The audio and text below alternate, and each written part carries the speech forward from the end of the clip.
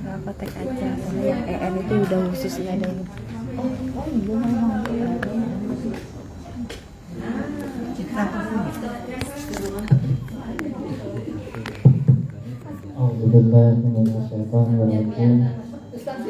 Bismillahirrahmanirrahim. Alhamdulillahirabbil alamin. Wassalatu wassalamu ala sayyidina wa nabiyyina wa habibi qulubina Abil Qasim al-Mustafa Muhammad. Allahumma shalli ala Muhammad wa ali Muhammad.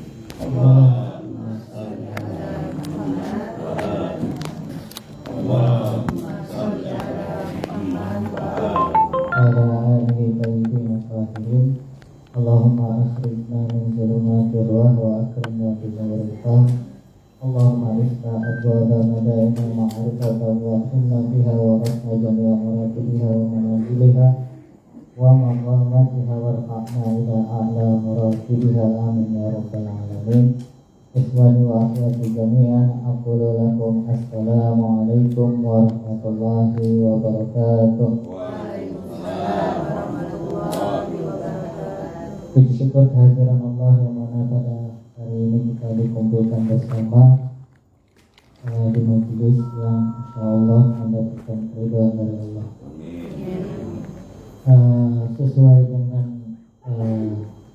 tema dari undangan bahwa di setiap arisan ada kajian, dan alhamdulillah ini sudah kajian ke-6 berkenaan tentang manazilul akhirat atau perjalanan akhirat, di mana pada pertemuan kelima kemarin kita telah membahas tentang 6 tahap perubahan ataupun fase yang dirasakan oleh seseorang yang sakaratul maut.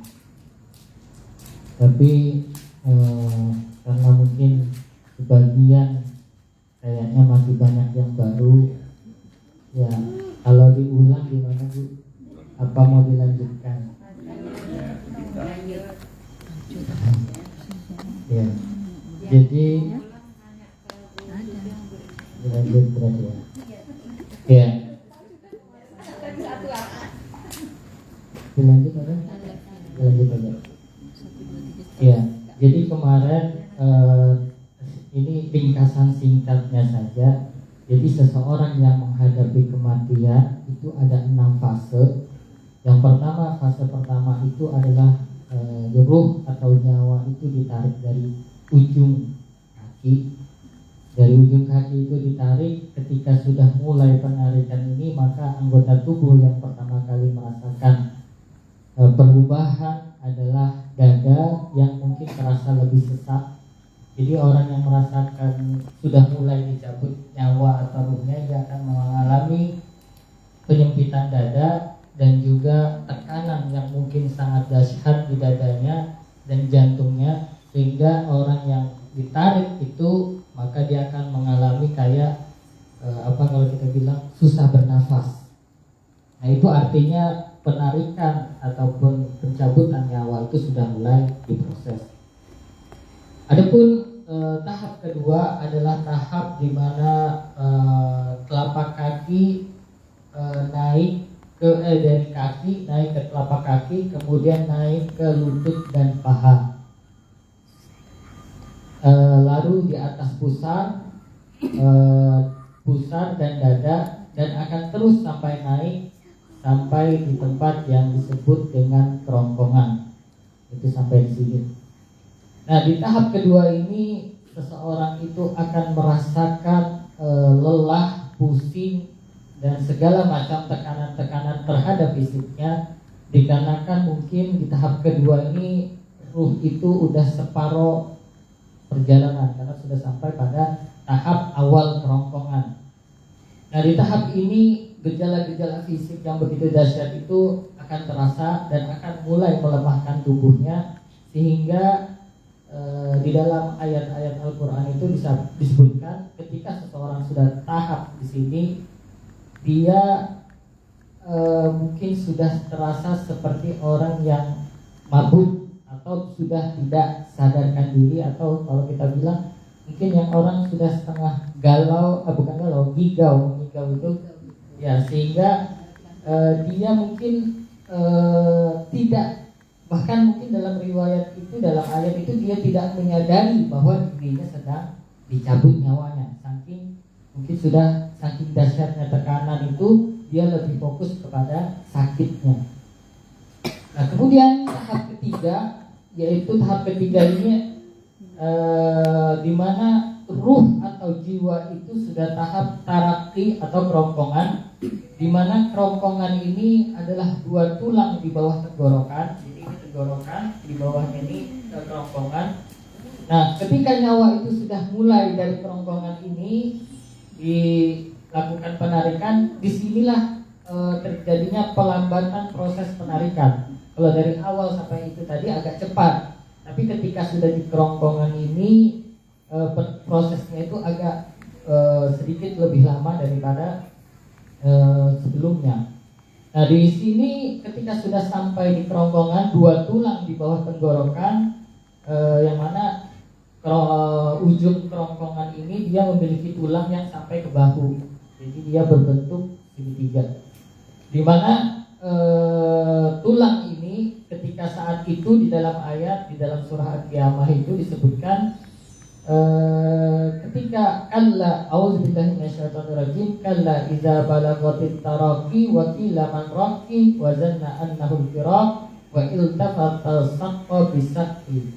Jadi apabila nyawa telah sampai kerongkongan dan dikatakan kepadanya siapa yang dapat menyembuhkan, dan dia yakin bahwa itulah waktu perpisahan dengan dunia, dan bertautlah betis kiri dengan betis kanan. Jadi di ayat ini Allah ingin menjelaskan bahwa ketika nyawa itu sudah sampai di kerongkongan, bahwa seseorang itu tidak akan mungkin bisa disembuhkan lagi. Jadi bisa dibilang ini adalah sudah tahap terakhir, bahwa tidak ada lagi yang bisa menyelamatkan dia, bahkan menyembuhkannya. Nah, di saat-saat inilah makanya mungkin dokter itu sudah pasrah, sudah angkat tangan, karena ketika sudah tahap di sini bahwa tidak ada satupun yang dapat menyelamatkan kecuali izin Allah, atau Allah ingin memberinya kehidupan lagi, kecuali Allah yang mengizinkan, atau mungkin ada syafaat atau ada karomah yang sehingga seseorang itu masih bisa bertahan hidup. Makanya bahkan di ayat ini dia disebutkan dan dia yakin bahwa itulah waktu perpisahan dengan dunia.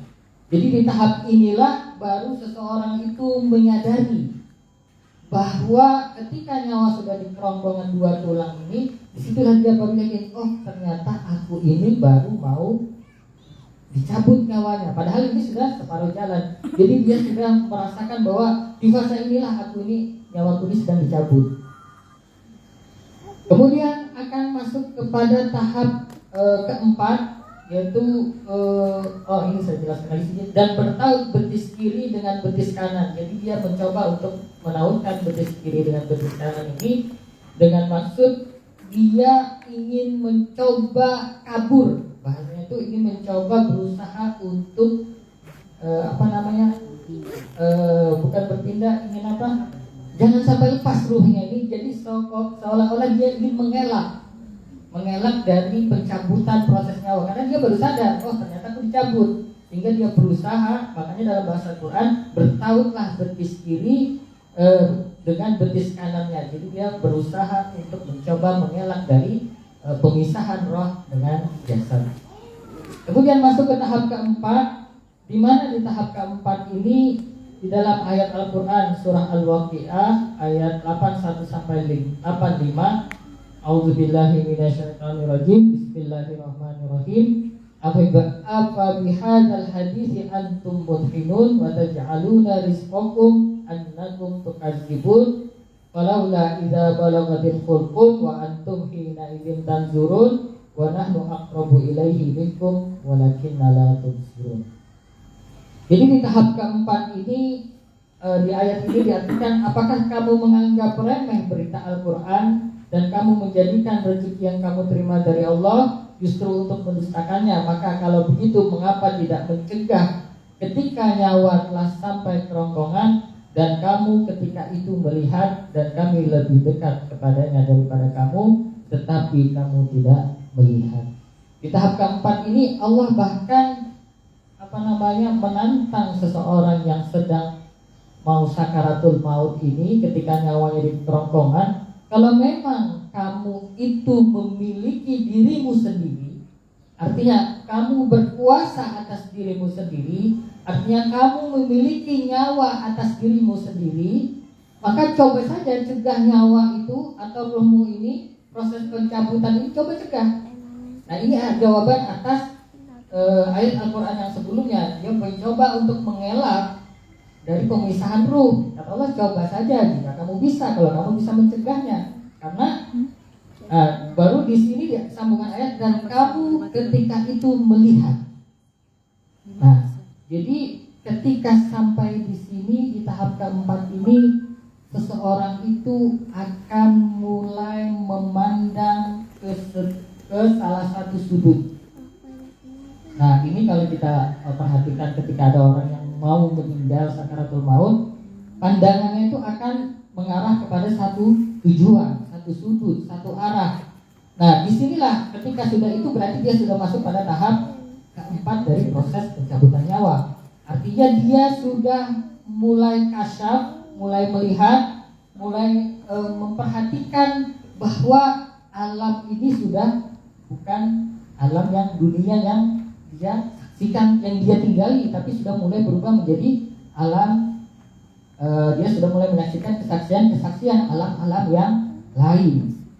Makanya bahasa Quran, ketika nyawa telah sampai di kerongkongan dan kamu ketika itu melihat, dan kami lebih dekat kepadanya daripada kamu. Dan Allah di sini menyatakan bahwa kami Allah ini sesungguhnya lebih dekat dengan nyawa kamu ketimbang kamu dengan nyawa kamu. Jadi Allah ingin bercerita bahwa pemilik nyawa yang sesungguhnya itu adalah Allah, bukan kalian. Jadi kalian tidak akan pernah bisa cegah. Nah, di situ disebut sebagai tahapan atau di tahap keempat di hukum. Di tahap inilah kita akan melihat beberapa penampakan tirai-tirai, kemudian hijab-hijab yang selama ini mungkin tertutup dari mata kita, maka dibukakan oleh Allah. Dan pertama di tahap inilah seseorang itu yang sakaratul maut akan dengan mata kepalanya dia akan melihat wujud malaikat. Nah, ketika ketika seseorang telah sampai pada tahap keempat ini, maka dia akan menyaksikan penampakan-penampakan. Salah satunya adalah penampakan atau penyaksian terhadap rumah, kekayaan, harta benda, anak-anak, perhiasan dunia yang mungkin saat itu sudah tidak berguna bagi dirinya. Jadi apapun yang sudah dia kumpulkan di dunia itu ia saksikan. Bahkan ia akan menyaksikan bahwa hal-hal itu sudah gak ada gunanya sekarang ini, karena gak ada lagi yang bisa menyelamatkan dia. Bahkan di dalam ayat surah Al-An'am ayat 93-94 ini Allah Subhanahu wa Ta'ala berfirman, alangkah dahsyatnya sekiranya kamu melihat di waktu orang-orang yang berada dalam tekanan sakaratul maut, sedang para malaikat memukul dengan tangannya sambil berkata, keluarkanlah nyawamu. Jadi di sini bahasanya keluarkanlah nyawamu itu dengan bahasa paksaan. Jadi keluarkanlah nyawamu, tapi ini ayat adalah untuk orang-orang yang zalim.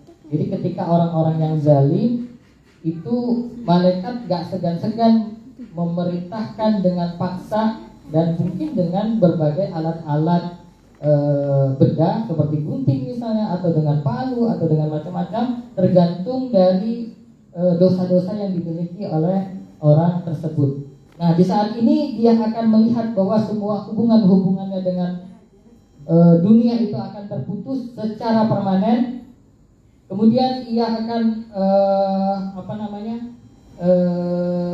akan melihat bahwa hal-hal itu sudah tidak ada gunanya lagi.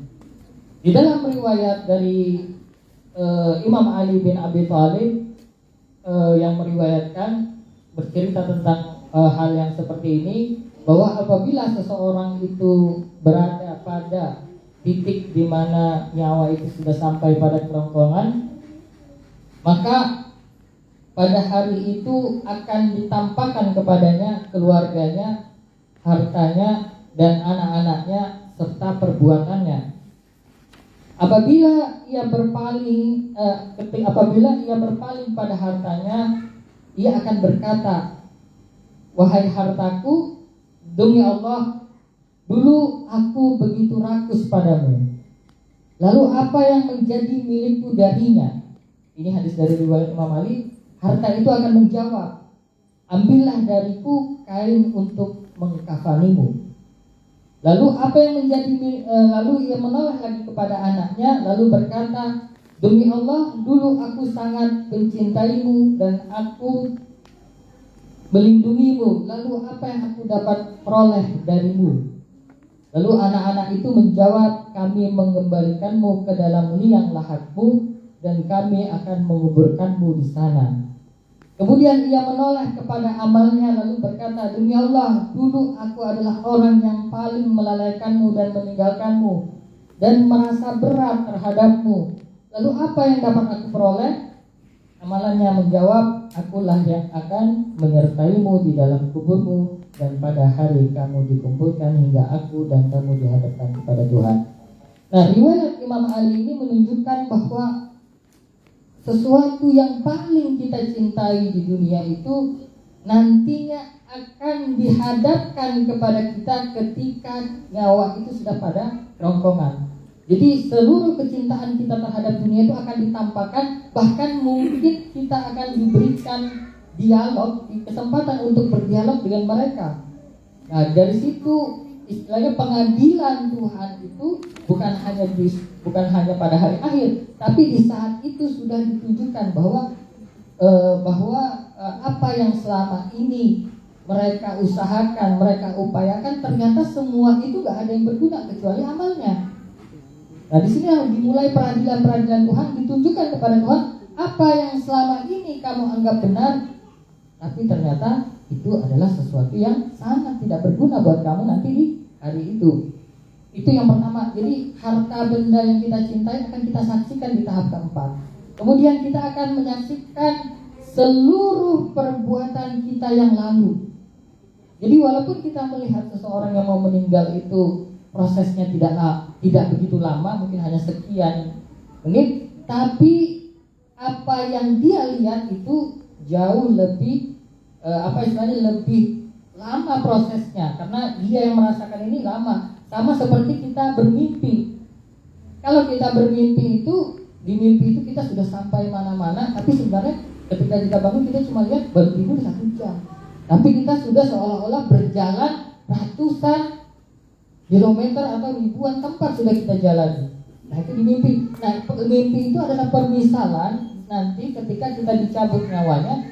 Mungkin kita akan melihat orang yang dicabut nyawanya itu ya mungkin sebentar, tapi proses yang dia rasakan, proses dan kesaksian yang dia saksikan itu banyak. Jadi amal perbuatannya itu akan ditunjukkan oleh Allah apa saja sih dosa-dosa masa lalunya ini, mungkin dari waktu umur setelah dia balik, apa sudah perbuatan baik yang dia lakukan, apa perbuatan buruknya, apa saja yang sudah dia lakukan dari umur dia 15 tahun untuk laki-laki sampai dia meninggal. Itu akan ditunjukkan dalam bentuk mungkin gambaran-gambaran visual yang mungkin dia lihat bahwa dia sudah berbuat ini. Maka catatan amalnya itu akan ditampakkan oleh Allah kepada orang yang sudah masuk pada fase keempat.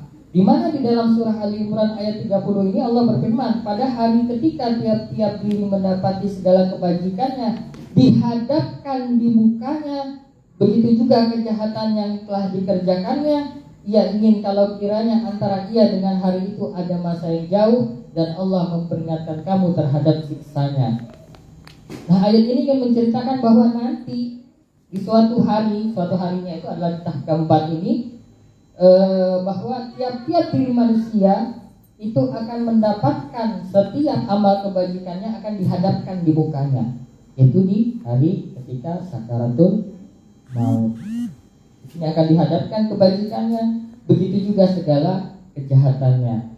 Setelah ini semua ditampakkan oleh Allah, yang terakhir Allah akan menyaksikan, bukan yang terakhir, dia akan diberikan kesaksian apakah dia ini akan mendapatkan surga ataukah dia akan mendapatkan posisi neraka, atau azab, dia akan mendapatkan azab atau dia akan mendapatkan balasan berupa surga.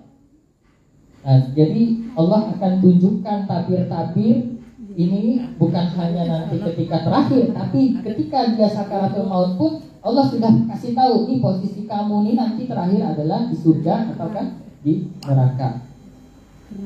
Nah, pada tahap selanjutnya kesaksian yang keempat,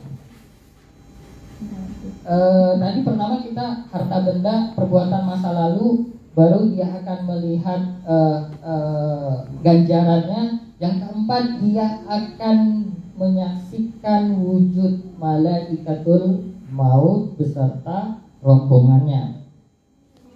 Nah, di tahap ini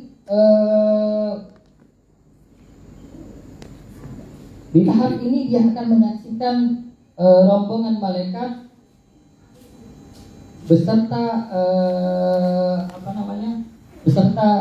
malaikat beserta rombongannya, dan juga di tahap ini dia akan menyaksikan datangnya iblis, yang mana ketika malaikat itu mendengar fulan misalnya sudah mau meninggal, sudah sampai kerongkongan, malaikat-malaikat ini malaikat-malaikat yang lain juga turun. Nah, di saat malaikat-malaikat ini turun, iblis yang berada di langit pun juga pasti tahu ketika malaikat ini turun pasti ada orang yang mau meninggal. Nah, iblis ini di tahap keempat ini juga akan turun. Nah, di sini dia juga akan menggoda manusia di tahap akhirnya, atau dikenal di tahap ini adalah fitnatul mamat. Jadi fitnahnya kematian. Jadi di tahap ini syaitan ini akan mendekati manusia, dia akan berupaya menggoda manusia supaya manusia ini tergoda olehnya sehingga menjadi kafir atau kufur, sehingga meninggal dalam keadaan yang buruk atau tidak beriman kepada Allah. Dalam hadis Imam Ja'far alaihissalam berkata, ketika manusia dalam keadaan sakaratul maut, setan beserta bala tentaranya akan mendatanginya dan duduk di sisi kirinya dan kanannya, dan berkata, tinggalkanlah agamamu dan katakanlah bahwa Tuhanmu itu dua, sehingga dari segala bala dan kesulitan ini kamu tidak akan selamat.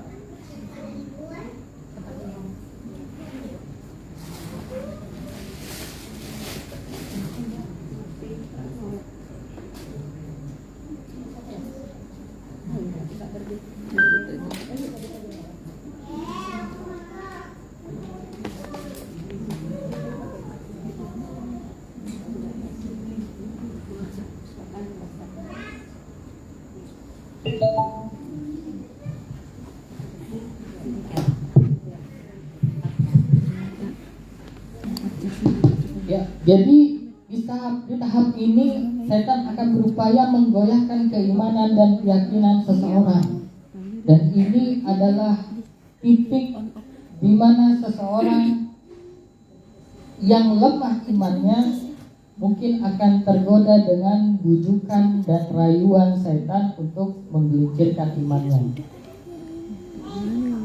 Jadi di dalam riwayat disebutkan, ketika seseorang yang meninggal, dia kondisi tubuhnya itu mungkin dengan tekanan yang tadi dia akan merasa kehausan.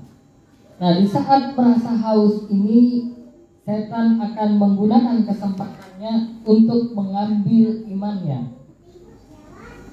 dan mungkin bukan mungkin, dan dia akan memegang wadah berisi air yang dingin dan menyenangkan di tangannya, sehingga dengan itu ia akan berdiri di hadapan orang yang sudah sakaratul maut ini dengan memainkan wadah minuman yang dingin itu. Dikarenakan seseorang yang yang mau meninggal ini merasakan kehausan, dia pasti akan, wah ini sesuatu ini. Jadi bahkan di riwayat itu disebutkan, beri aku air ini untuk aku minum.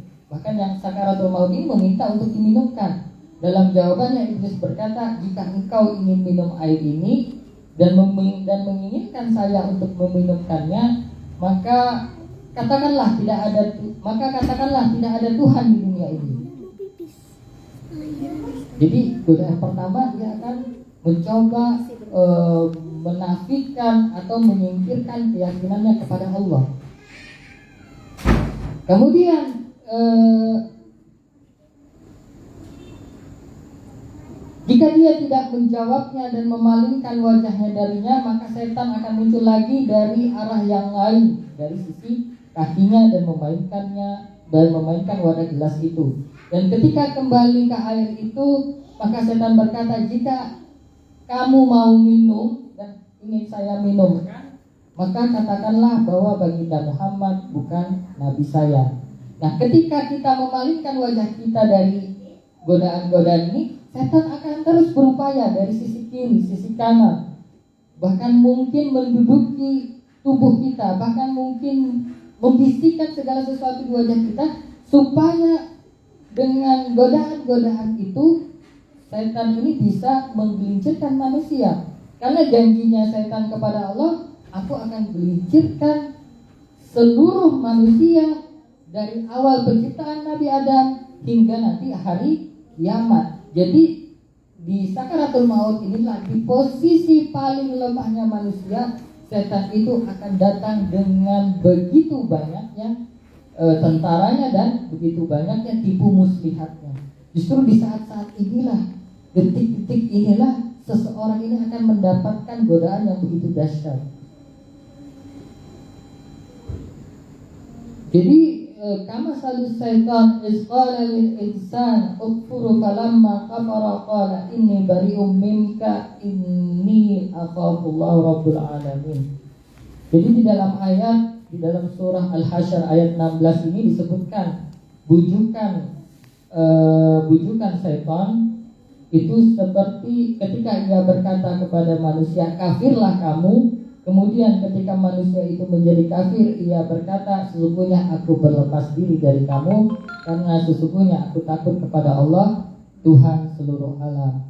Namun ketika seseorang yang imannya lemah tadi ketika digoda air, maka ia pasti akan menyebutkan bahwa tidak ada Tuhan, bahwa Nabi bukan Nabi Muhammad, asalkan dia bisa mendapatkan minuman, yang mana minuman itu sudah jelas dari setan. Tapi dikarenakan godaan sakaratul maut yang begitu dahsyat, manusia pun tidak mengenali bahwa wujud yang datang ini adalah syaitan. Karena saking mabuknya orang yang sakaratul maut, sakarah itu artinya mabuk. Jadi orang yang sakaratul maut ini sudah antara sadar dan tidak sadar.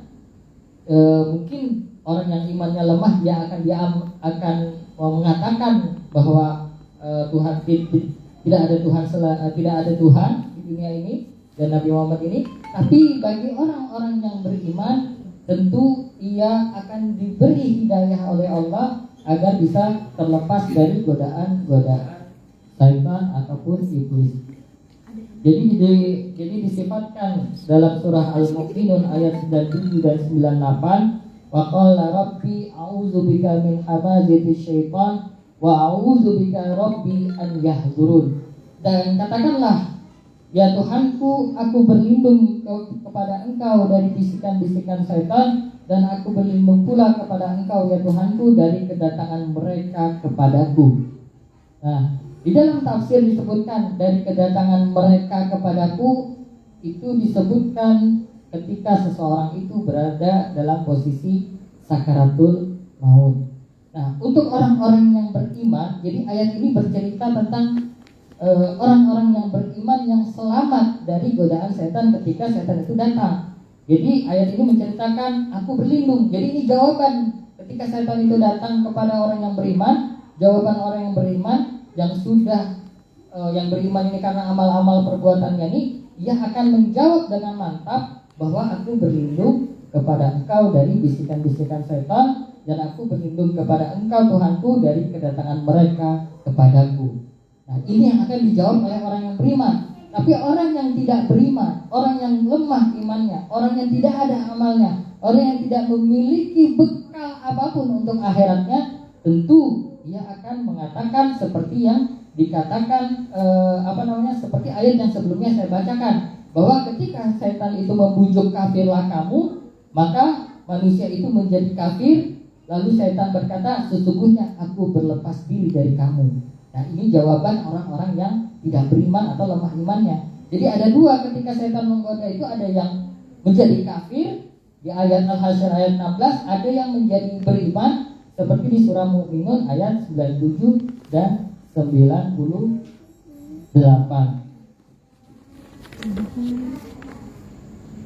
Saya minta salawatnya untuk Nabi Muhammad beserta keluarganya, ala Nabi wa alihi salawat. Allahumma sholli ala Muhammad wa ali Muhammad. Allahumma sholli ala Muhammad wa ali Muhammad. Allahumma sholli ala Muhammad wa ali Muhammad. Kesaksian keempat tadi adalah kesaksian di mana dia akan melihat malaikat maut, tapi malaikat maut di sini belum ngapa-ngapain. Ya mungkin baru menjalankan tarikan ruh atau jiwanya sampai kerongkongan. Kemudian nanti dia akan melihat malaikat dan akan melihat iblis, dan bahkan iblis menggodanya. Nah, sebenarnya pembahasan sebelumnya itu di itu tadi yang mungkin bukan ringkas, tapi mungkin hampir mungkin satu pembahasan kajian. Nah, lanjutannya itu di sini di kelima dia akan menyaksikan hadirnya Rasulullah Shallallahu Alaihi Wasallam dan para maksumin. Nah, inilah yang menjadi titik perbedaan kita dengan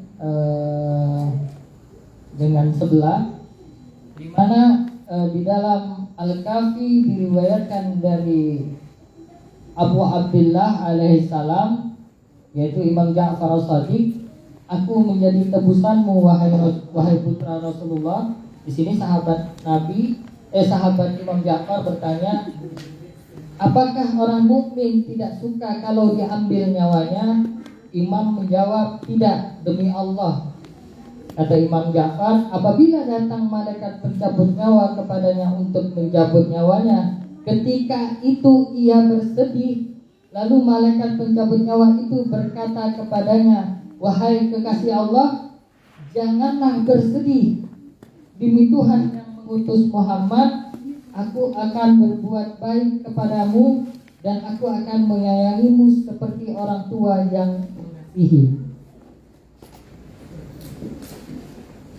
Jadi orang yang memiliki kecintaan kepada Nabi Muhammad SAW beserta keluarganya, itu sapaan ataupun perilaku malaikat kepada orang itu akan berbeda.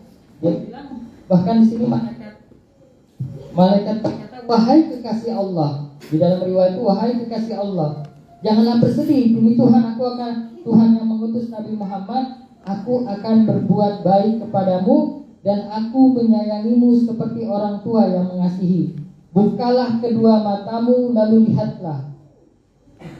Lalu ditampakkan kepadanya Rasulullah Sallallahu Alaihi Wasallam, Amirul Mukminin Ali bin Abi Thalib, Al Hasan, Al Husain, dan para imam dari keturunan mereka. Lalu malaikat itu berkata lagi kepadanya, ini adalah Rasulullah Sallallahu Alaihi Wasallam,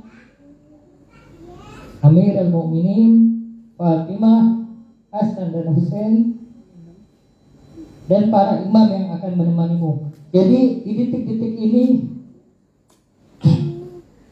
kita yang nggak pernah ketemu kekasih Tuhan ini akan dikenalkan di titik di mana tidak ada lagi tempat untuk bisa sembuh, di mana dokter sudah angkat tangan. Di sini kita akan menyaksikan bahwa orang-orang yang selama ini kita salawati, orang-orang yang selama ini kita peringati syahidnya, wilayahnya, mereka akan datang sebagai orang yang akan mensyafaati kita, bahkan menyelamatkan kita. Bahkan malaikat di sini menyebut wahai kekasih Allah. Artinya kita dicap atau distempel, ditok sebagai kekasih Allah. Tutuplah mata kalian, jangan sedih. Karena nanti bukalah mata kalian, karena setelah kalian membuka mata kalian, kalian akan kedatangan Amirul Mukminin Rasulullah dan seluruh keturunan-keturunannya yang selama ini kita cintai dan kita yakini. Baru di riwayat ini disebutkan dari Imam Ja'far Shadiq, orang itu lalu membuka matanya, lalu melihat semua itu, kemudian ia ridho bahwa mereka ridho dengan apa yang ia lihat. Kemudian ia menyerahkan dirinya dan rela untuk segera dipanggil oleh Allah.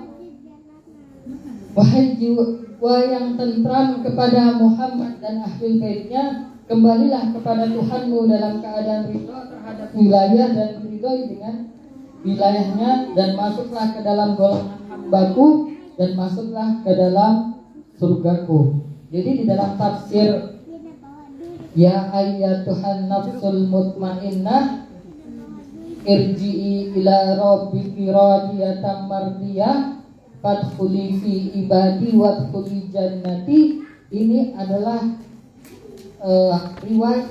ayat Al-Quran yang menjelaskan tentang orang yang cinta kepada Ahlul Bait, dan di saat itu ia akan digolongkan bersama kekasihnya. Kemudian di situ ia akan menjadi hamba Allah. Baru kemudian Allah ridho kepadanya.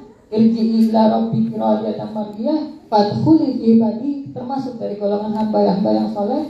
Fadkhuli jannati, maka masuklah surga. Nah, ini janji Allah di dalam surah itu, dan juga di dalam riwayat dijelaskan bahwa di saat itulah kita sebenarnya, di saat itu ayat itu menjelaskan di saat itulah para maksumin ini akan datang dan mensyafaati kita yang insya Allah tergolong sebagai pecintanya. Di dalam riwayat lain, Al-Imam Ja'far Shadiq menyebutkan, siapapun di antara kalian ketika nyawanya sampai di kerongkongan, turunlah malaikat pencabut nyawa kepadanya. Malaikat pencabut nyawa itu berkata, apa yang telah kamu inginkan telah aku berikan kepadamu, dan apa yang telah kamu takutkan telah aku hindarkan daripadamu. Malaikat pencabut nyawa itu membukakan untuknya pintu menuju tempatnya di surga. Dikatakan kepada orang itu, lihatlah tempat tinggalmu di surga, lihatlah Rasulullah, lihatlah Ali, lihatlah Al-Hasan, lihatlah Al-Husain yang akan menemanimu. Jadi di dalam ayat itu, di dalam tafsirnya, lahum busyra fil hayatid dunya wa fil akhirah la tabdila li kalimatillah zalika huwa fawzul azim. Itu bagi mereka berita gembira di dalam kehidupan dunia dan di akhirat. Tidak ada perubahan bagi janji-janji Allah. Demikian itulah kemenangan yang agung. Jadi di tahap ini ayat ini bercerita bahwa ketika seseorang itu beriman, dia akan mendapatkan dan pertemuan dengan Rasulullah beserta Aimatul Adhar. Disitulah dikatakan itulah kemenangan yang agung, yang mana Allah sudah janjikan melalui lisan Nabi Muhammad SAW. Barang siapa yang mencintaiku, maka kecintaanku itu akan bermanfaat pada 7 tempat, yaitu tempat pertama adalah ketika seseorang itu sakaratul maut. Kemudian masuk kepada tahap kelima, di mana di tahap kelima ini semua malaikat, termasuk malaikat Israel, akan masuk dan memahami sepenuhnya apakah hamba ini tergolong sebagai orang yang akan mendapatkan rahmat ataukah orang ini sebagai orang yang layaknya wajib untuk dihukum. Jadi di tahap ini malaikat sudah mulai melakukan siksaan-siksaannya, di mana ketika tadi dia mendapatkan syafaat Rasulullah maka dia akan selamat, tapi ketika dia tidak mendapatkan syafaat Allah maka dia tidak akan selamat. Dan perilaku malaikat sesuai dengan tadi dapat syafaat Nabi Muhammad, diakui nggak sama Nabi Muhammad dan keturunannya bahwa kita ini pecintanya. Ketika diakui maka insya Allah akan selamat, tapi bila tidak maka di dalam surah Muhammad ayat 27, fakaifa idza tawaffahumul malaika yadribu wujuhahum wa adbarahum. Maka bagaimana nasib mereka apabila malaikat maut mencabut nyawa mereka dengan memukul wajah dan punggung mereka. Walau tara idza yatawaffal ladina kafaru malaikati yadribuna wujuhahum wa adbarahum wa dzuqu adzabal hari. Dan sekiranya kamu melihat ketika para malaikat mencabut nyawa orang-orang yang tidak beriman sambil memukul wajah dan punggung mereka dan berkata, rasakanlah olehmu siksa neraka yang membakar. Jadi di sini ketika dicabut nyawa ini malaikat sudah berlaku yang tidak baik, yang mungkin menyiksa untuk orang yang sedang sakaratul maut. Jadi diriwayatkan bahwa di sini kenapa malaikat memukul wajah orang-orang ini di dalam ayat ini. Di sini disebutkan bahwa kenapa dipukul wajahnya, dikarenakan wajah ini adalah organ tubuh yang paling sering berpaling dari Allah dan bangga dengan keserakahan dan nafsu dunia. Jadi dipukul wajahnya karena wajah ini yang sebenarnya yang lalai, yang paling sering berpaling dari perintah-perintah Allah. Jadi karena wajah ini yang lalai untuk sholat, perintah-perintah yang lain, jadi wajah inilah yang dipukul dan kemudian punggungnya. Di dalam riwayat, rupa malaikat yang akan mengambil jiwa orang yang berdosa ini rupanya itu tidak selalu sama, dia akan berubah-ubah. Dan perubahan ini kata Allamah Tabatabai dikarenakan bukan malaikatnya yang berubah, tapi dikarenakan pandangan dari orang yang berdosa ini. Jika dia berdosa, seberapa besar dosanya akan merubah cara melihat, akan merubah pandangannya sehingga melihat malaikat itu dalam pandangan yang buruk. Ada yang mungkin melihat malaikat dengan cambuk api, ada yang mungkin melihat malaikat dengan palu gada, ada yang mungkin melihat malaikat dengan gunting, ataupun ada yang mungkin melihat dengan senjata-senjata yang mungkin mengerikan buat kita. Itu semua tergantung dari segala perbuatan kita di dunia.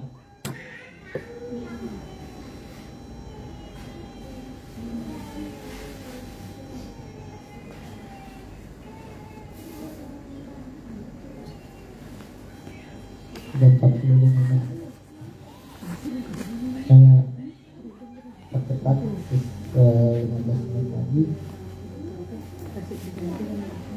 Nah, jadi ada macam-macam orang yang akan dicabut malaikat.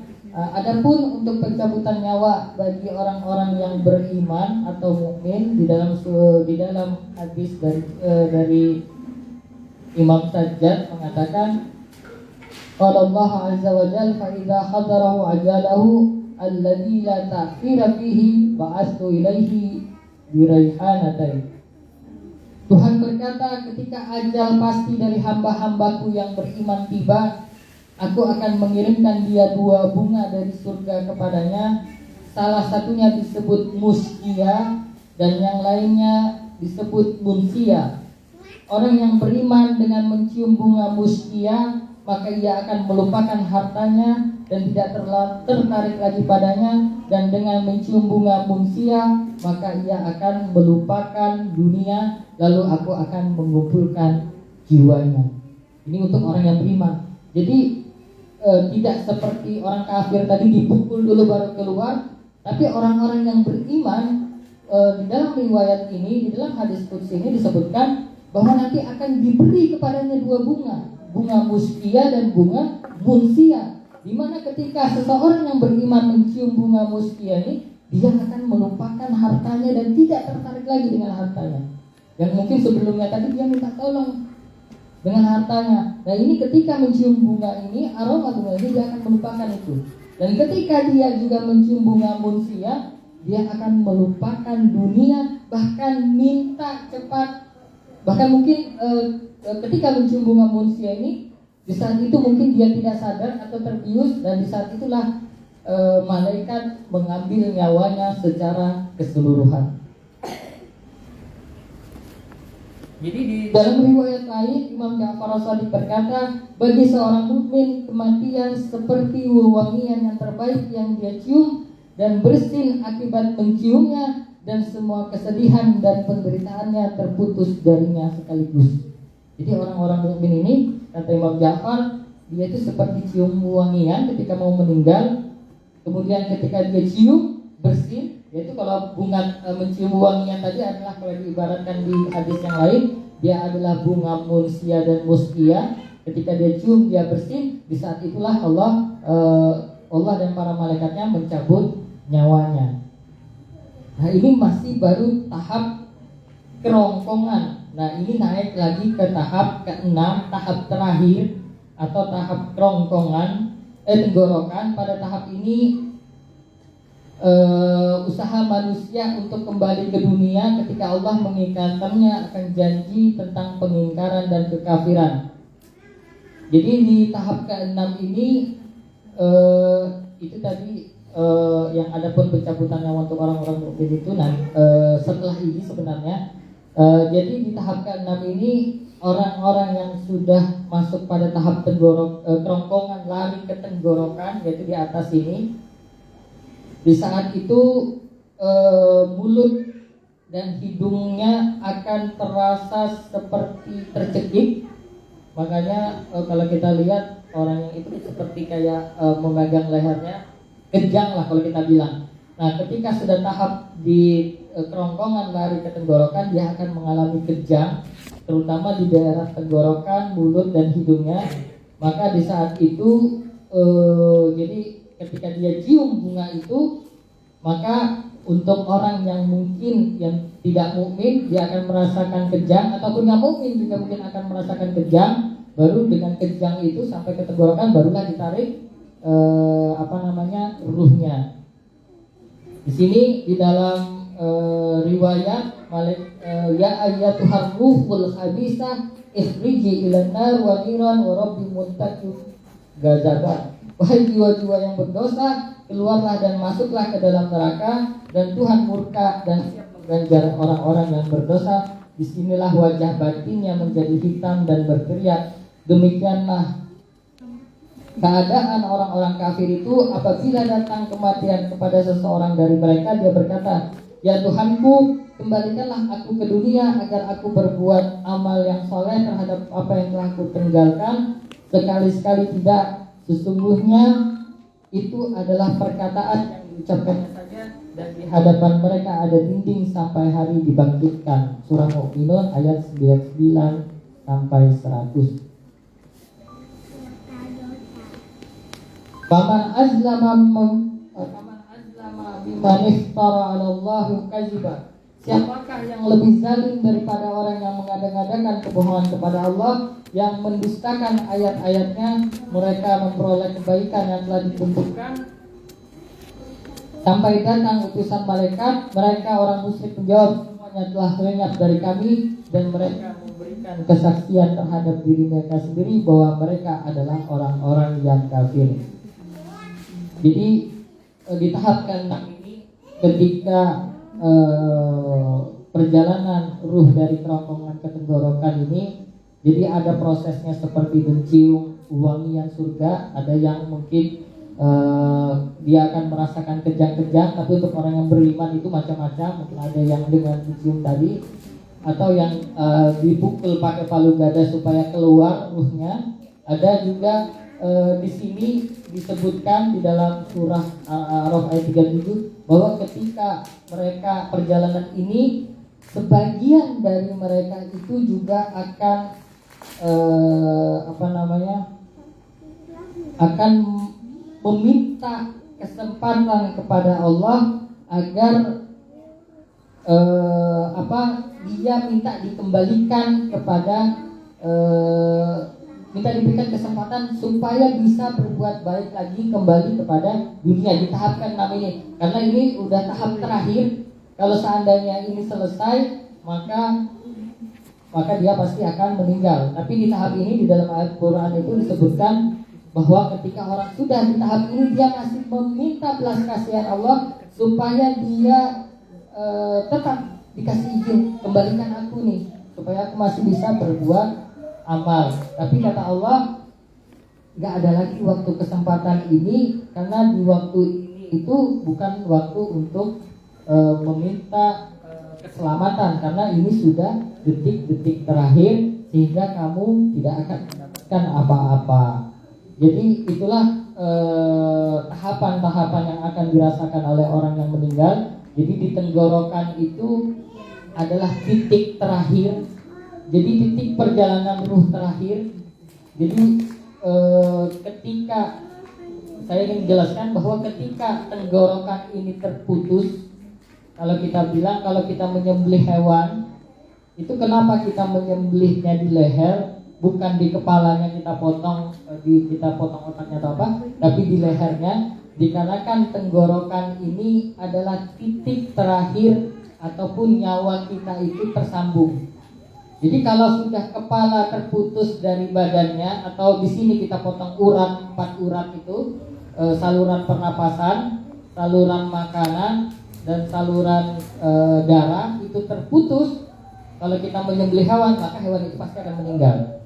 Nah, Allah juga akan memutuskan 4 urat ini, urat di tenggorokan kita. Nah, makanya bahasa Al-Quran itu Allah mencabutnya sampai titik terakhir itu di mana? Bukan di kepala, tapi di tenggorokan. Ketika Allah putuskan di sini, maka yang sisa keluar ini hanya hembusan saja. Ketika ini sudah putus, maka ruh itu sudah pasti keluar. Jadi di sini titik terakhirlah ruh itu akan keluar. Jadi ketika di sini sudah terputus, maka tinggal ditarik biasa, maka ruh itu akan keluar.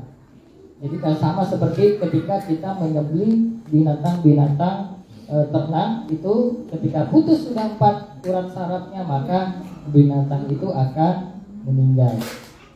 Nah, itu saja penjelasan tentang 6 tahapan ini. Insya Allah kita akan lanjut pada kajian dan pertemuan yang ke-7. Kalau ada sesi tanya jawab, saya perkenankan ikhwan dan akhwat bertanya. Itu saja dari saya.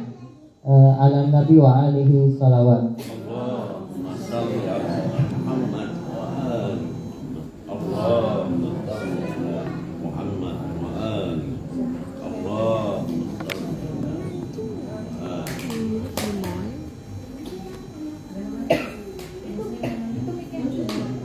Kalau mau nanya ya.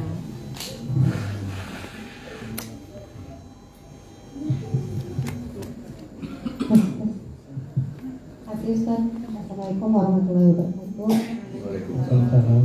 Tadi di tahapan Afwan, namanya siapa biar saya tahu yang bertanya. Oh, saya Ustaz, Namanya Bu. nama saya Usia Ustaz. iya. Tadi disebutkan di tahapan-tahapannya tadi itu kita sudah diperlihatkan amal perbuatan kita, terus tempatnya nanti kita ditempatkan di surga atau di neraka, seperti itu. Nah, tadi ada sedikit mau saya tanyakan Ustaz, ketika kita di sakaratul maut itu masih bisa nggak kita berdoa? Kita kan sudah tahu nih ditempatkan di sini nih, serem amat ya. Di situ bisa nggak kita itu minta doa lagi, bertawasul gitu dengan manusia suci yang sering kita baca ziarah sama dia, terus kita hadir di acara silatnya, seperti itu. Kita meminta kita kembali lagi ke dunia sebelum sampai ke tahap ke-6 tadi. Karena kalau sudah sampai di tahap ke-6 tadi itu kan nggak ada lagi, udah selesai, udah end gitu kan. Tapi sebelum sampai ke situ gitu Ustaz, masih bisa nggak, masih ada kesempatan nggak kita untuk berdoa supaya kita dikembalikan, jangan dicabut dulu deh nyawa saya, ya Allah, seperti itu. Banyak banget ternyata dosa saya, seperti itu Ustaz. Makasih. Assalamualaikum warahmatullahi wabarakatuh. Waalaikumsalam warahmatullahi wabarakatuh. Sebenarnya jawabannya mau saya jawab di pertemuan selanjutnya, tapi nggak apa-apa kita jawab sekarang sedikit. Jadi sebenarnya pentingnya kita memahami tahapan-tahapan ini buat kita semua yang hadir di sini. Alhamdulillah saya ulang dari awal supaya antum semua paham. Jadi ketika kita menghadapi orang yang sakaratul maut, kita sudah paham nih, dia akan berada di tahap-tahap sekian. Nah, untuk orang yang sudah sakaratul maut itu gak ada jalan lain. Jalan lain itu sudah tertutup.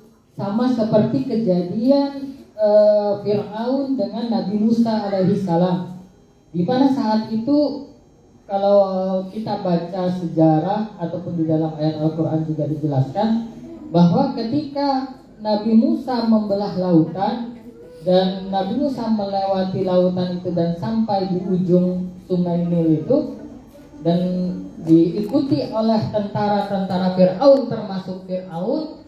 Nah, setelah mereka sampai di tengah dan Nabi Musa telah sampai di ujung atau di pantainya itu, Allah tenggelamkan tentara Fir'aun berserta Fir'aunnya. Nah, di dalam ayat itu disebutkan bahwa Fir'aun ini bersaksi kepada Tuhan, bersyahadat kepada Tuhan di saat itu, wahai Tuhan, sesungguhnya aku tahu bahwa ini sudah dekat kematianku dan aku bersaksi bahwa Engkau adalah Tuhanku.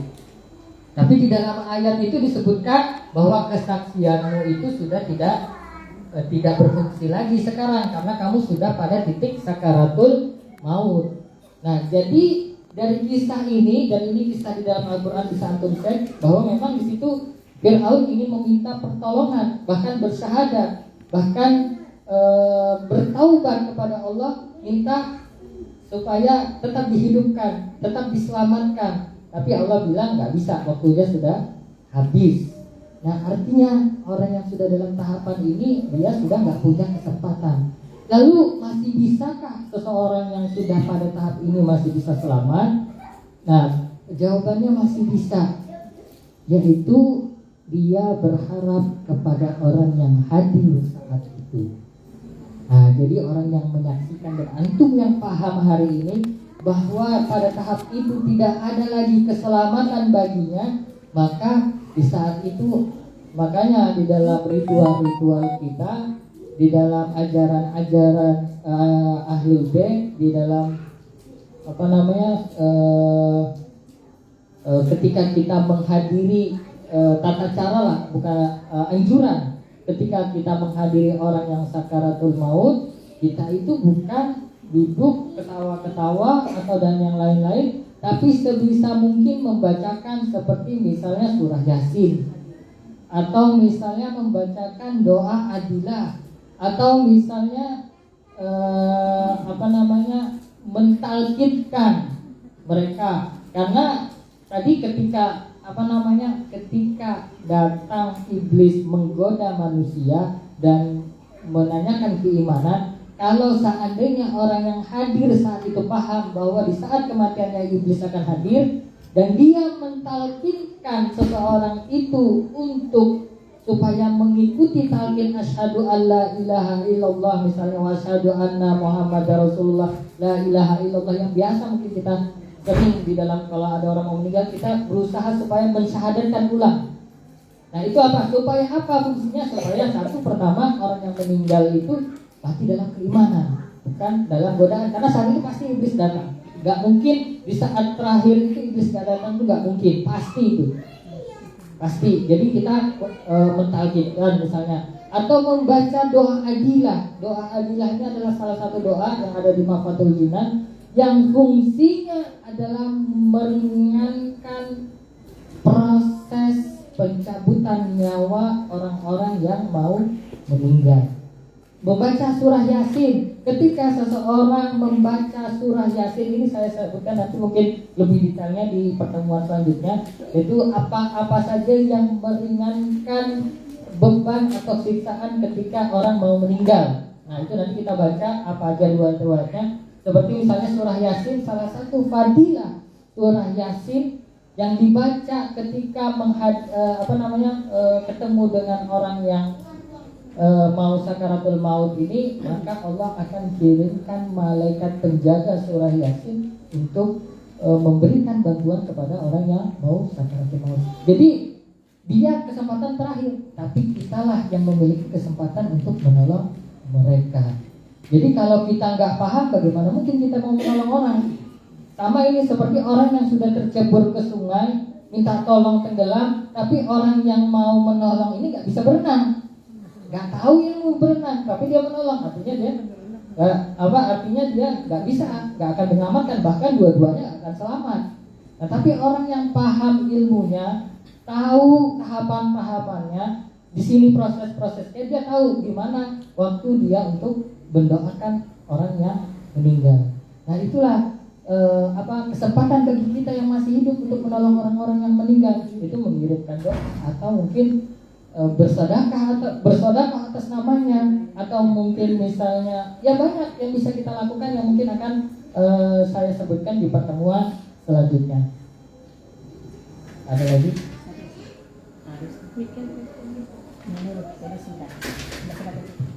Di situ aja dulu, Coto, di situ dulu, jangan. Dikasih aja mikirnya. Langsung aja Bu, langsung aja orang itu udah langsung. Saya Ustaz Nurul. Yang mau saya tanyakan Ustaz, tadi itu kan yang bisa menyelamatkan orang yang sedang sakaratul maut adalah orang-orang yang hidup yang ada di sekitarnya. Pertanyaannya, kira-kira berapa jeda waktu sebelum tahap terakhir itu meninggal, sehingga apa yang kita baca itu berfungsi kepada orang yang sakaratul maut ini? Apakah misalnya bacanya itu 1 jam atau 2 jam sebelum meninggal kita baca? Apakah bisa membantu untuk keselamatannya atau tidak, atau ada waktu-waktu tertentu? Itu saja Ustaz. Terima kasih.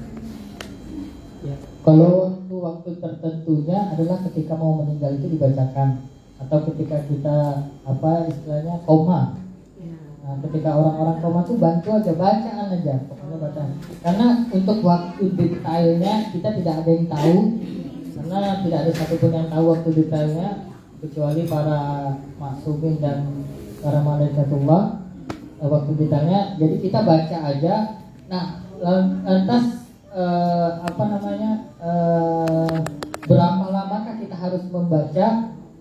Saya tidak menganjurkan berapa lamanya, tapi saya menganjurkan bacalah dengan ikhlas dan tulus dan memohonkan ampunan untuk sahibul sakaratul maut ini.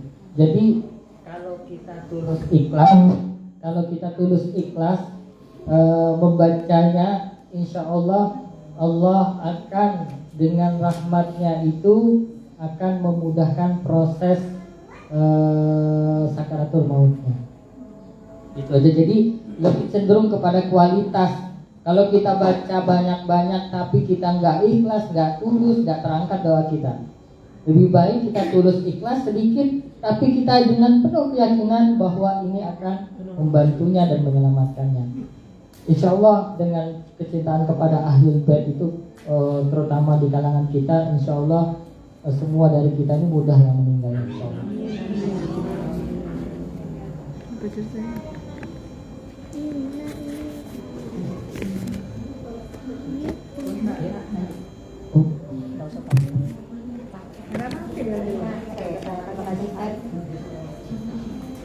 Dari 6 tahapan kematian tadi yang Ustadz sudah jelaskan, itu kan kalau diukur secara ruang dan waktu cukup lama gitu Ustadz ya, secara akal sehat gitu, bahkan lama sekali gitu, dari tahap 1, 2, 3, 4 sampai ke 6.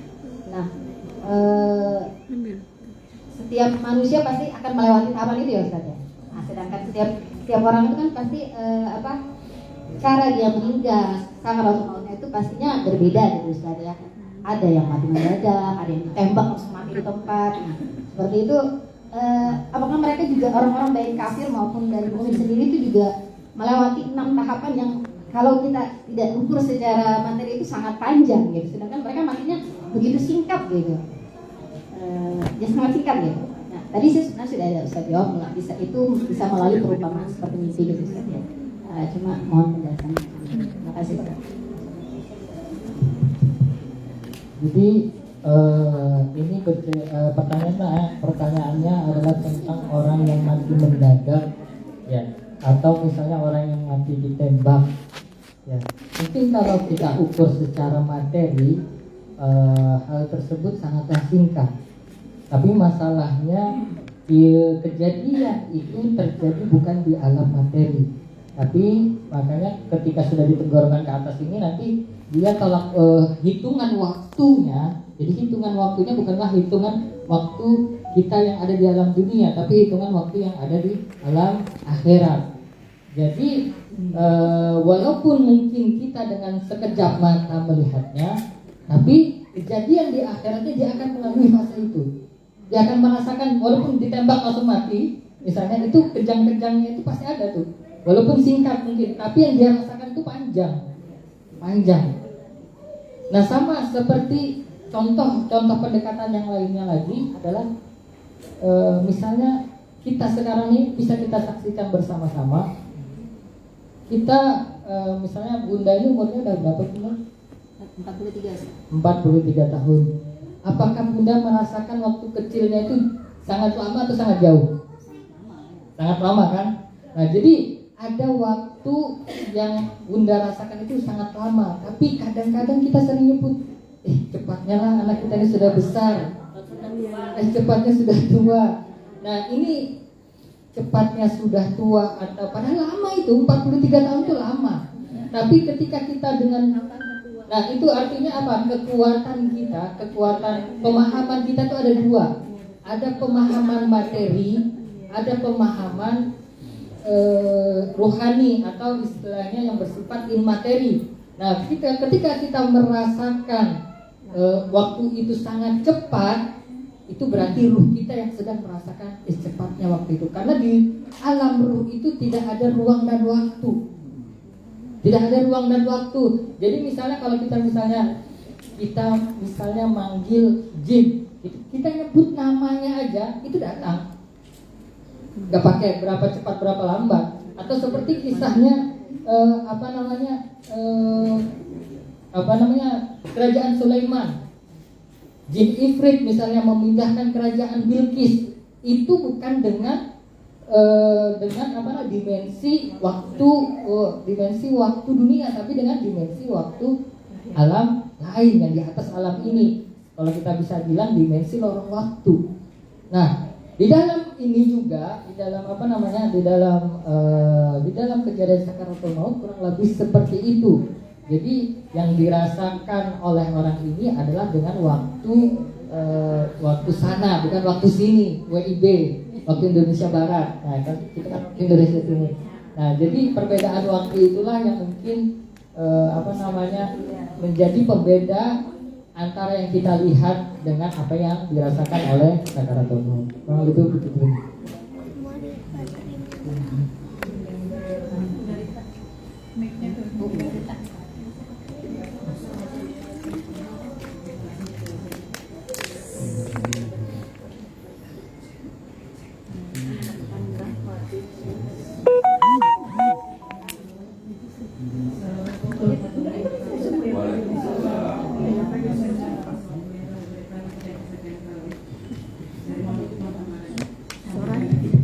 Suaranya Bu.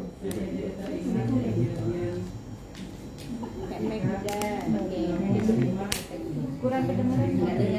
Kurang dekat. Hari Rabu malam ketika mau ada acara satu hariannya almarhum Mardian betul masih keluarga saya. Kamu baca apa? Saya sudah dulu seperti ini. Nah, kamu buka puasa waktu itu maghrib ya. Nah, ada juga di WA saya lihat di keluarga bahwa kedua kakak saya masuk rumah sakit, kakak saya masuk stroke. Saya langsung lari, saya minta maaf sama mbak yang di sana, bahwa saya hari itu harus masuk rumah sakit. Saya langsung tinggalkan acara pengadilan itu, saya langsung ke sana dan kakak saya ketika sudah di GD Nina, kakak saya sudah banyak kerja, ya itu saya udah membacakan Yasin di situ. Tapi ternyata kalau di rumah sakit, keluarga keluarga harus keluar semua. Dan hanya anak aja yang boleh duduk di situ, nggak boleh yang kan boleh ikut masuk. Dan tidak lama sejak itu langsung dimasukkan ke ruang dari IGD langsung ke ruang rawat dan ruang ICU di ruang Nina. Dan itu pun kami nggak boleh masuk. Padahal kami waktu itu ingin membacakan Yasin bersama-sama. Pertama saya udah tetap pengen masuk, dan itu nggak bisa. Nah akhirnya ketika ini kita harus pulang karena harus bergantian kan, aku urusan keluarga, aku urusan saya pulang, yang anaknya di sana. Sampai dengan hari Jumat 21 April, hari Jumat setelah sholat Jumat, orang-orang sholat Jumat, dan itu adalah hari Lebaran, hari Idul Fitrinya orang-orang Muhammadiyah. Kakak saya meninggal 14.05. Kami kecewa banget karena saya nggak sempat membacakan Yasin di ruangan ICU itu. Saya langsung lagi kembali ke rumah sakit dan ternyata sudah dan ditutup. Nah itu saya pun di situ kita nggak pakai, kita udah masih nangis aja di situ, nggak bisa apa-apa lagi, udah membaca Yasin di ruang tunggu aja. Nah jadi membacakan Yasin ketika saudara saya ketika itu sudah sekarang rumah out, itu kan nggak di maksudnya nggak di rumah sakit ya, bukan kita yang nggak mau. Nah ini gimana? Padahal kita tuh pengen untuk meringankan dengan kita memperhatikan, dengan kita membacakan Yasin itu kan udah naluri banget melakukan itu, tapi ternyata kondisi yang tidak memungkinkan. Padahal kita ingin sekali. Nah itu gimana Ustaz? Nanti ke akhwahnya.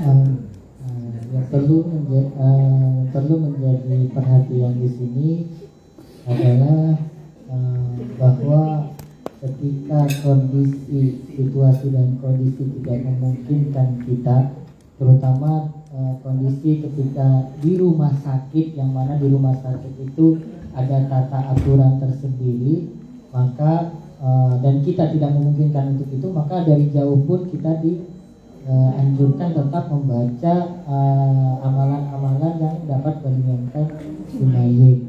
Jadi karena doa itu bukan dimensi materi, lagi-lagi saya bilang bahwa kita berdoa itu hubungan kita dengan Tuhan, kita ngirimnya ke Allah tapi ditujukan ke situ. Nah, jadi tidak masalah walaupun terbatas dengan dimensi tempat, tapi tidak menutup kemungkinan doa yang kita bacakan itu sampai, karena memang tempatnya tidak mendukung. Jadi artinya kesempatan berdoa itu terbuka lebar. Tidak ada halangan apapun, sekalipun kita berada dimanapun, bukan berarti kita tidak bisa berdoa. Dimanapun kita, di motor pun kita bisa berdoa. Talqinnya gimana Ustaz? Kalau seandainya talqinnya tidak bisa sempat, tapi ibu niatkan mentalqin itu yang juga dari jarak jauh, ini kan kondisi nih.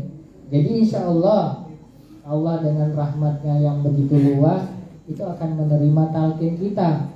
Jadi walaupun kita nggak lihat, insya Allah itu dimudahkan. Karena apapun yang kita kirim, ini bukan Shopee atau Tokopedia Bu ya. Kalau kita minta pesanan ke Shopee, Tokopedia itu pasti sampai, walaupun mungkin kadang nyasar. Apalagi ini kita minta sama Tuhan, yang mana Tuhan ini memiliki segala ekspedisi pengiriman, dan itu lebih cepat dari yang di dunia. Jadi apapun yang kita minta itu pasti sampai. Apapun pasti sampai, walaupun mungkin kita mintanya dari jarak jauh. Nah, maksud saya jangan dikarenakan kondisi dan situasi yang menyebabkan kita terhalang dari melakukan ritual-ritual itu, kita meninggalkannya. Kita lakukan aja, walaupun dalam hati, walaupun zikir dalam hati. Ya Allah, aku mentalkinkan fulan bin fulan, dikarenakan fulan bin fulan ini tidak sanggup ataupun aku tidak mampu untuk bertemu dengannya secara fisik, maka jadikanlah talqinku dari jarak jauh ini menyebabkan dia menjadi mudah dalam proses pencabutan nyawanya, dan jadikanlah ia sebagai orang yang beriman, dan jauhkanlah ia dari segala godaan setan dan iblis. Insya Allah itu sampai. Kalau yang di dunia aja bisa sampai, apalagi yang di akhirat ini. Apakah kita itu ini orang ini kayaknya masih ada umur. Apa kita talqin itu berarti kita meyakini bahwa itu tidak Ustaz? Itu gimana itu? Gimana Bu? Itu memang dari kondisi yang kondisinya udah ada agak sesak dan nafasnya ya. Nah itu sementara kita tuh yakin bahwa insya Allah akan sembuh, akan normal gitu ya, akan kembali lagi biasa. Tapi dengan kita memperhatikan berarti kita yakin bahwa ini meninggal begitu Ustaz. Jadi Ibu jangan dipahami bahwa talqin itu adalah hanya untuk orang yang meninggal.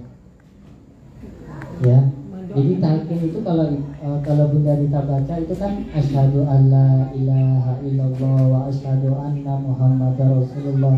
Misalnya wa asyhadu anna aliyan waliyullah wa abna'ahul ma'sumun hujjatullah wa ali murtada misalnya imami.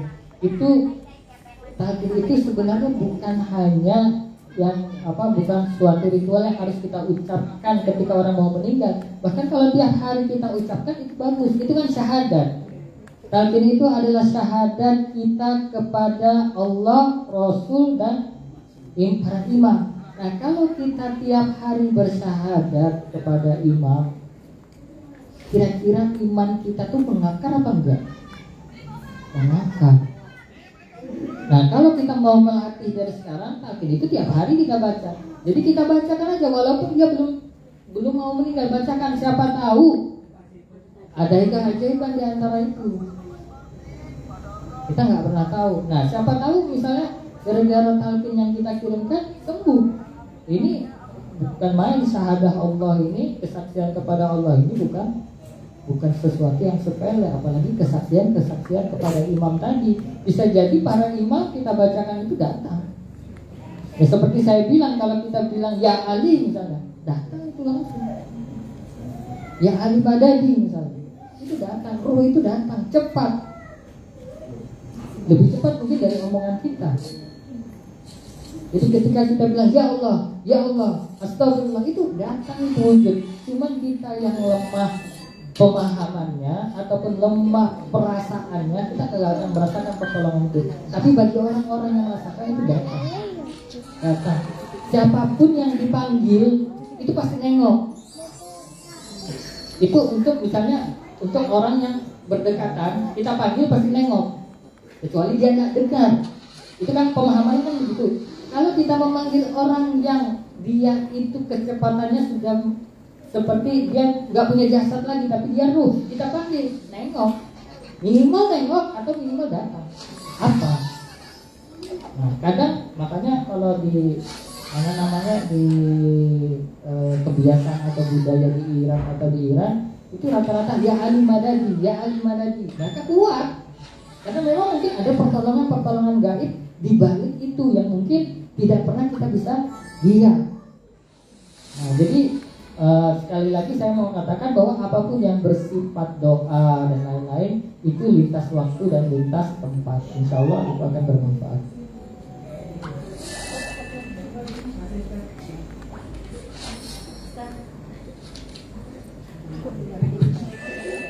Menyambung tadi Bunda Rita, kalau misalnya itu terjadi pada orang haid, sementara kan yang dalam keadaan haid itu tidak diperkenankan untuk hadir di sisi mayit, gitu kan. Terus apa yang harus kita lakukan Ustaz? Apakah juga berlaku seperti tadi yang dimaksud Bunda Rita tadi itu? Ya seperti itu Ustaz. Untuk lebih jelasnya aja Ustaz supaya nggak berasumsi sendiri. Terima kasih Ustaz. Iya. Jadi jawabannya kurang lebih hampir sama, bahwa untuk orang-orang yang lagi berhadas, misalnya haid atau nifas atau apa, itu tidak menghalangi seseorang itu untuk berdoa. Kalau berdoa itu insya Allah asalkan tidak menyentuh.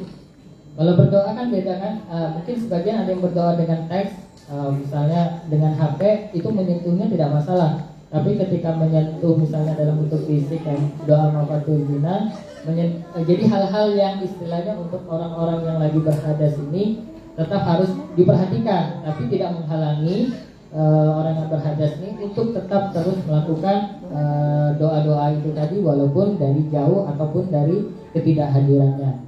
Nah lagi-lagi insya Allah apa yang disampaikan ataupun apa yang dihajatkan atau didoakan itu akan sampai kepada kepada sahibul ya. Kalau yang lagi haid atau nifas atau yang lagi berhalangan, sebaiknya itu tidak mendekati orang yang sedang sakaratul maut. Kalau bisa hanya orang-orang yang suci, karena dikarenakan hadas itu sebenarnya kotoran-kotoran atau najis-najis yang itu tentunya pasti memiliki efek negatif. Segala sesuatu yang di dalam agama itu sesuatu yang najis terus dia hadas dan segala sesuatu yang kotor itu pasti ada efeknya, walaupun itu tidak kita sadari. Jadi itu akan menimbulkan efek-efek negatif yang mungkin akan mengganggu orang yang sedang sakaratul maut. Makanya makruh ataupun sebagian mengharamkan orang yang berhadas itu mendekati mayit, karena mayit akan merasa ruhnya terganggu, karena hadas najis ini seperti kotoran di ruh yang mana ini saling tolak menolak, dan itu akan sangat mengganggu sekali, terutama untuk orang yang misalnya hadir ke pemakaman di alam, misalnya di kuburan. Itu bukan hanya satu orang, tapi seluruh penghuni kubur akan merasakan efek negatif dari hadas-hadas itu. Makanya nantilah insya Allah kita akan lanjutkan di sesi selanjutnya tentang itu saja. Ada lagi? Saya rasa cukup ya. Ya, ada lagi nggak ada ya? Satu terakhir.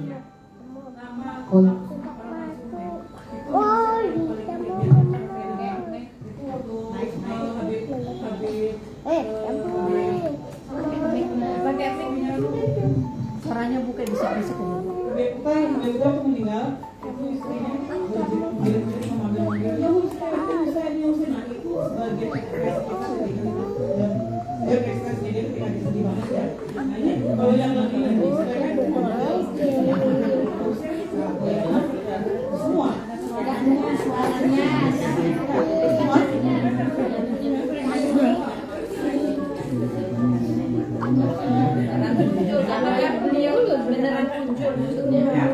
apakah beliau beneran muncul yang disebut itu maksudnya katanya? Iya, maksudnya apa pertanyaannya? Jerit-jerit kenapa? Lebih baik imam siapa? Imam siapa?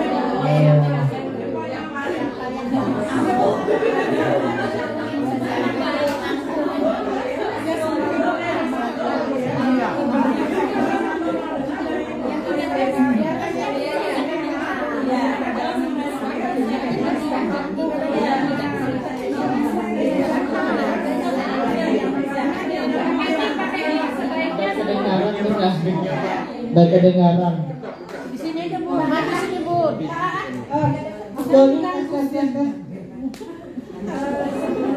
Abdul kita memanggil siapa dari maksudnya? Apakah Hussein, apakah Ali, atau Nabi Muhammad sekaligus? Ya Abdul, apa Imam sama? Yang pertama saya ingin menanggapi bahwa seorang wanita itu auratnya itu bukan hanya sekedar pakaian, tapi suara juga aurat. Nah, itu perlu ini. Jadi sebaiknya dalam hati, jangan terlalu diekspresikan keluar, karena itu akan menimbulkan perbuatan haram, yang mana perbuatan haram ini akan mencederai prosesi pemakaman ataupun prosesi orang yang meninggal. Nah, itu akan mengganggu, akan memiliki efek negatif. Menangis boleh, tapi tetap harus memperhatikan syarat-syarat menangis bagi seorang wanita. Itu pertama. Jadi tetap harus memperhatikan auratnya, aurat suara. Kedua, untuk siapa yang harus dipanggil, itu kadang orang yang lagi lagi berduka itu semua dipanggil. Nah mungkin yang saat itu kedengaran ya Husain, karena mungkin kedekatannya dengan memang kedekatan kita dengan Imam Husain ini itu lebih condong, maksudnya bukan melebihkan Imam Husain di atas imam yang lainnya, tapi lebih condong ke sana. Mungkin saat itu yang paling dekat dengan lidah dan pikirannya saat itu adalah ya Husain, karena memang di dalam riwayat juga kita sebutkan pernah disebutkan bahwa syafaat al-Husain itu awsa wa akbar, dia lebih cepat dan juga dia lebih besar. Itu syafaatnya, khususannya Imam Husain. Karena ini saya bicara kekhususan, bukan kelebihan. Jadi harus dibedakan. Kalau kelebihan artinya antara satu imam dengan imam lain ada keunggulannya. Nah ini kekhususan. Jadi antara satu imam dengan imam yang lain itu punya kekhususan, bukan kelebihan ya. Karena semua sama, mereka dari satu rantai nubuah dan imamah yang sama, akar yang sama. Jadi ketika Imam Fulan punya kekhususan ini, bukan berarti dia lebih daripada imam lainnya. Dia punya kekhususan itu. Jadi harus dibedakan antara kekhususan dan kelebihan atau keutamaan. Jadi kekhususan atau keutamaan Imam Husain di dalam riwayat itu dia adalah syafaatnya itu lebih cepat dan lebih besar. Adapun imam-imam yang lain juga sama, tapi pemimpin untuk itu adalah Al-Imam Husain alaihi salam. Jadi siapapun yang kita sebut saat itu, selama ia adalah seseorang yang memang menjadi tauladan dalam ajaran kita, itu insya Allah semua akan menolong. Siapapun itu, mau Imam Husain, mau Imam Hasan, mau Imam Mahdi, apapun yang terlintas di benak kita keluarkan. Insya Allah orang-orang yang kita panggil itu akan menghadiri prosesi itu dan akan membantu, memudahkan proses selanjutnya. Nah insya Allah nanti kita akan lanjutkan di sesi selanjutnya, dan itu merupakan pertanyaan terakhir. Dan saya Al-Fakir minta maaf apabila ada salah-salah kata. Yang baik insya Allah itu dari Allah, dan yang buruk insya Allah dari Al-Fakir yang hina ini. Dan apabila itu sebuah kesalahan, mohon dimaafkan. Dan apabila itu sebuah kebaikan, mohon antum supaya diamalkan. Dan semoga kita dirahmati oleh Allah semua, dimudahkan kehidupan kita di dunia ini maupun ketika kita mau sakaratul maut. Semoga Allah menerangkan kubur kedua orang tua kita, kubur para senior-senior pendiri Yayasan Al-Muntadab, dan seluruh ikhwan-ikhwan, akhwat-akhwat kita yang sudah mendahului kita, yang pernah berjuang untuk tegaknya ajaran Ahlul Bait ini. Semoga Allah terangkan kubur mereka, Allah datangkan kepada mereka cahaya-cahaya, dan Allah datangkan dan kumpulkan mereka bersama Nabi Muhammad beserta keluarganya. Dan Allah kumpulkan mereka di surga dan memberikan nikmat yang sebanyak-banyaknya kepada mereka. Dan semoga juga keturunan-keturunan kita nanti sebagai keturunan-keturunan yang ingat bahwa nanti orang tuanya ini akan meninggal dan akan terus mendoakan orang tuanya, karena tidak ada satupun harapan bagi orang yang meninggal kecuali harapan itu kepada yang masih hidup. Semoga anak-anak kita semua mengingat kita dan mendoakan kita, dan semoga kita yang hadir semua di sini dirahmati Allah. Ala hadhihi niyyah wa likulli niyatin salihah. Al-Fatihah, tasbih wa salawat. Allahumma shalli ala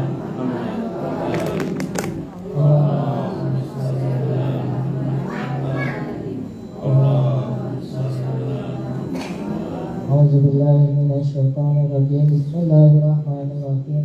Alhamdulillahi rabbil alamin arrahmanir rahim maliki yaumiddin.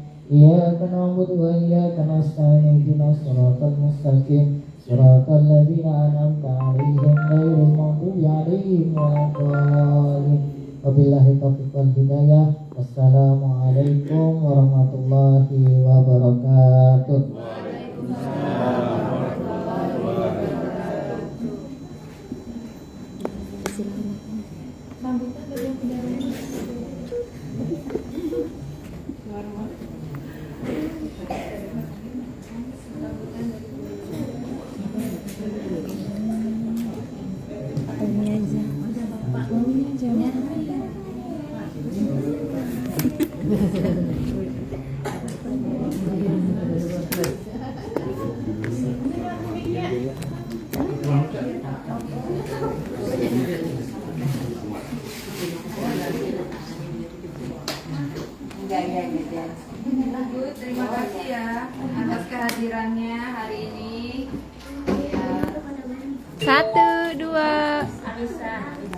Acara selanjutnya Gonjang Arisan yang akan dipimpin oleh Tari Nuradia. Waktu dan tempat saya persilakan. Yang belum bayar harap bayar.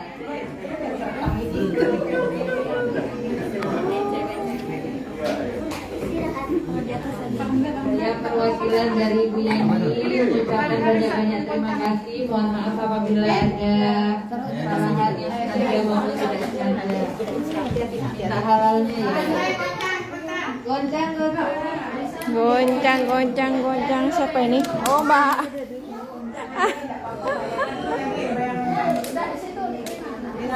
Ibu lagi goncang nih. Video.